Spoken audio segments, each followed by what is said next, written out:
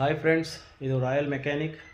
ಇವತ್ತು ನಾನು two wheeler bike disc brake ಬಗ್ಗೆ ನಾನು ಸ್ವಲ್ಪ ಡೀಟೇಲ್ ಕೊಡ್ತೀನಿ.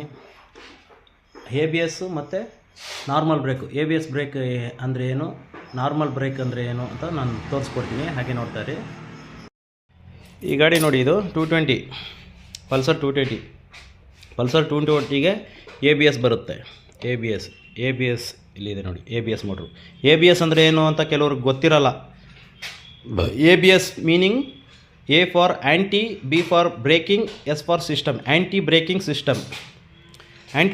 ಸಿಸ್ಟಮ್. ಒಂದು ಸರಿ ಬ್ರೇಕ್ ಅಪ್ಲೈ ಮಾಡಿದ್ರೆ 1 ಸೆಕೆಂಡ್ ಜಸ್ಟ್ ಹಿಂಗೆ ಅಪ್ಲೈ ಮಾಡಿದ್ರೆ ಈ ರೂಟಿಂಗ್ ಬಂದು ಎ ಬಿ ಎಸ್ ಮೋಟ್ರಿಗೆ ಹೋಗುತ್ತೆ. ಎ ಬಿ ಎಸ್ ಮೋಟ್ರಿಂದ ಇದು ಔಟ್ಪುಟ್ಟು, ಇದು ಇನ್ಪುಟ್ಟು, ಇದು ಔಟ್ಪುಟ್ ಬಂದು ಇನ್ಪುಟ್ ಒಂದು ಸರಿ ಅಪ್ಲೈ ಆಗಿದ್ರೆ ಔಟ್ಪುಟ್ ಬಂದು 20 ಸರಿ ಅಪ್ಲೈ ಮಾಡುತ್ತೆ ಬ್ರೇಕ್ನ.